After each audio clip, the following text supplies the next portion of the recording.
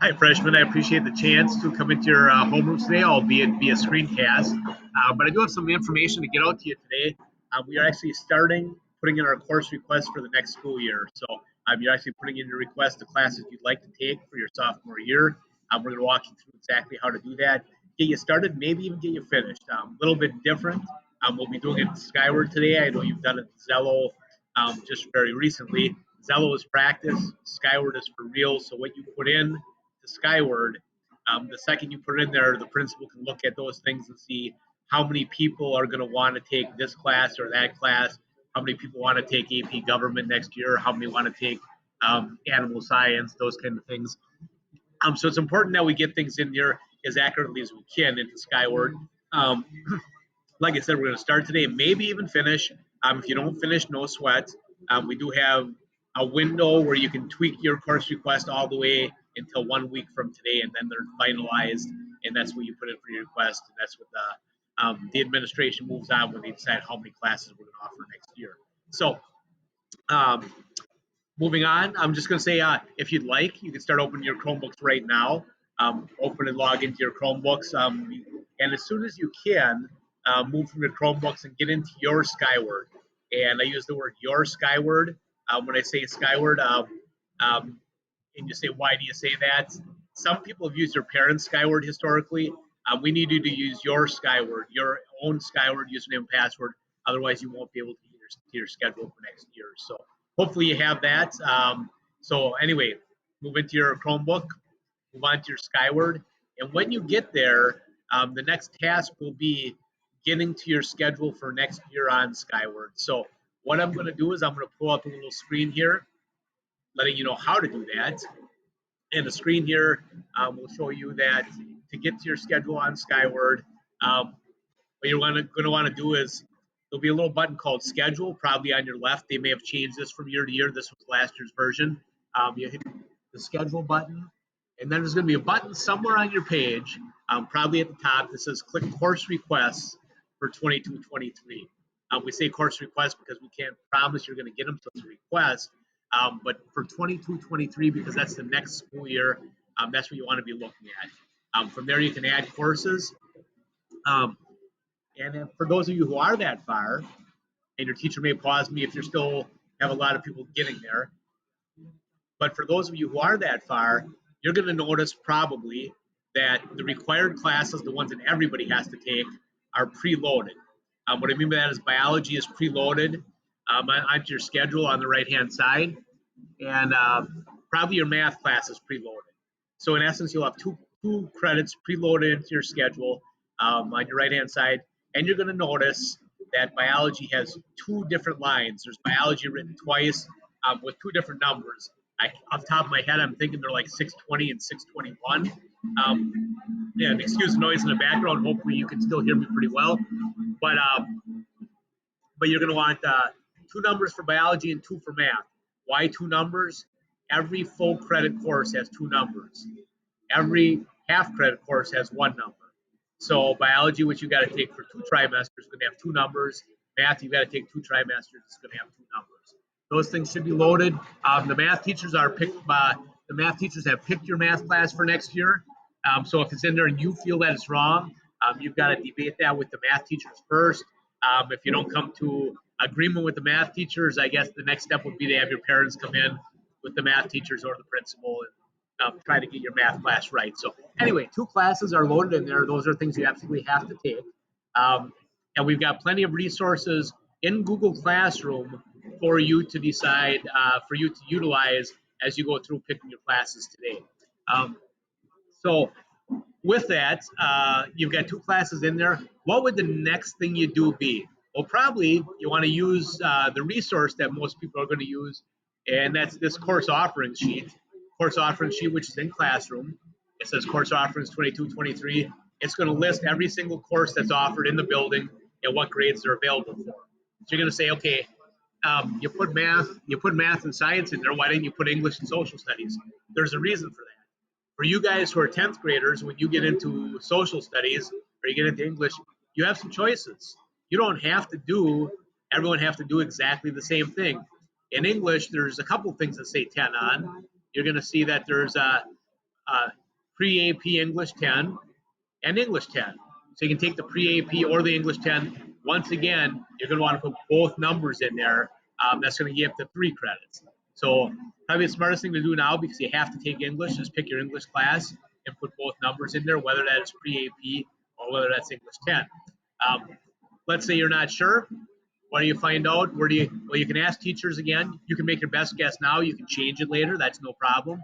You can make your best guess, or you can go into this Zello button, and the Zello button is all the course descriptions that you're going to get, all the course descriptions that you're going to want to utilize for any of the classes that you have next year. So I'm right here. I'm in language arts, and it's going to pull up. It's starting at the top with, well, actually not starting at the top, but if you move into the English classes 10th graders can have, there's English 10A and English 10B. Again, there's 2 numbers, 310 and 311, and there's going to be a pre-AP English that's going to be in there that you can pick if you choose, think that description is best for you. Okay, the next thing you're going to do on your schedule is you're going to move from English, which is your 3rd credit, to social studies. Now, social studies has a little bit of trickiness to it. Social studies, you have a choice between taking government, if you'd like, and regular government, which is a half credit, and that's going to be under the social studies on here. Or you're also going to see in grade 10, this is the only class that's built that way, but on grade 10 for social studies, you can also take AP US government. AP US government, the difference is AP US government you're going to see is 1 credit. It's not a half credit, it's 1 credit. So the regular U.S. government's a half credit. That's fine if you take that. That's all the social studies you need to take that year. If you choose to go the other way and take AP, it's going to be 2 trimesters. So if you take AP, you're going to have 4 credits embedded in your schedule. If you take regular American government, you're going to have 3.5 credits embedded in your schedule. When you're done with that, that's all the things that are absolutely required for you guys to take. So that's all your requirements. Then you get some choice things. From that point, as you get your choice things, you can choose all electives, or you can choose a couple things that will be required for you somewhere down the line, but you don't have to take them as a sophomore. So they're called multi-year requirements. There's 2 of them that you guys have on the docket. One is in the area of Phi-Ed. It's interesting. This thing called Link here shows us our high school graduation requirements. Again, we should have 3.5 to 4 credits embedded into our schedule.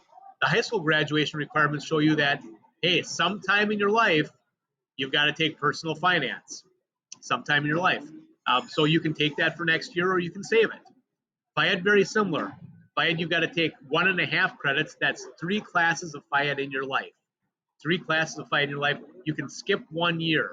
If you choose to skip sophomore year, that's fine to get your other stuff in. If you want to get the Phi-Ed class in because you are going to take it most years. So after your science and math, which were in there, and you put in your social studies and English, at that point you decide what you want to do with Phi-Ed and or personal finance. And then you've got maybe up to 5 credits, maybe 4.5, maybe down as low as 3.5 if you didn't put any of those in for this year and you're saving them. But anyway, you have to have the full credit of science, full of math, full of English, and at least a half of social studies at this point. The other class in question is not required for anyone, and that's foreign language. Foreign language, I just mentioned specifically on the side because foreign language does have some advantages to 4-year colleges. Now, it's a bunch of BS, actually, with the people that say you have to have it for 4-year college. In the state of Wisconsin, in the public schools, only 1 college requires foreign language, but there are some advantages. There's some retroactive credit. They like academic units better than electives in the colleges if you're trying to get in, that kind of thing. So, but it's not absolutely required. So foreign language is next. And after that, you just pepper in whatever electives you want to take. Doesn't matter. I mean, it matters, but it doesn't matter to us what you take. It's going to affect you, your future, your life, your choices, your knowledge. So you can pick anything from the elective menu. The one thing I did not mention, I probably should make a small mention of something called weighted grades. The reason I should mention weighted grades is in your life, the only weighted class you probably can take is AP US Government. And how do we know it's weighted? There's this little asterisk By AP US Government, that signifies weighted. What does that mean? For weighted courses, what that means is that if you get a grade in that class, they will add 1 point to your grade points for that class when you take it. So in other words, an A is usually a 4. If you get an A in regular government, it's going to be worth 4 points. You get an A in a trimester of AP government, it's going to be worth 5 points when they figure out your GP for that trimester and when they use it for class rank. So that's a decent thing to know. It helps you a little bit. It's a little bit of reward for taking the tougher stuff. Anything else? I guess the one other thing to know is if a class is 1 credit, you're going to take 2 trimesters. You have 2 numbers on it. Like I said with biology, 1 credit's 2 numbers. If it's a half credit like government, you're only going to put 1 number on it. Okay, so why do I bring this up again? Because there is one kind of oddball in this whole mix as far as that goes, and that comes with band and chorus. In your music world, you can have 1.5 credits of anything you want during the year. You can have all 3 trimesters of stuff. Band and chorus sort of get special treatment. You can have a credit and a half of chorus, credit and a half of band. Can't do that anywhere else. But then you're going to want to put in all 3 numbers. If you want chorus all year long, you're going to want to put in all 3 numbers. Band all year long, all 3 numbers. You can share. Do pay some attention to the prerequisites over here. Anything with a P on it says there's a prerequisite, means you got to take something before it. And when you're done, you're going to have 7.5 credits or 15 lines on your schedule. Again, don't have to have that done today. Have to have it done for sure by next week, Tuesday homeroom. And of course, you're going to put in 15 things, 7.5 credits. No guarantee you're going to get them all. There is a real good chance that you're going to get 13 out of 14. One's going to fall into like conflict territory where you got to take something else. We'll deal with that down the road. But for right now, you put in everything you can. If you get 7.5 credits in there, great. If we get it we have to have it in by next Tuesday. And then there's tweaking that can happen in between. Your schedules with actual hours on probably will come out, I would guess, about April 1st. That's been pretty normal. So if you have any questions, once again, myself, just get a hold of me somehow. Your teachers are okay. Your homeroom teacher's okay. The course descriptions, all that information inside of your classroom are good. Your parents are good resources. The teachers that teach the class, of course, are great resources. So again, let people know if you need some help. You've got some time, but maybe you've got it all done today. Thank you again for letting me come into your homeroom.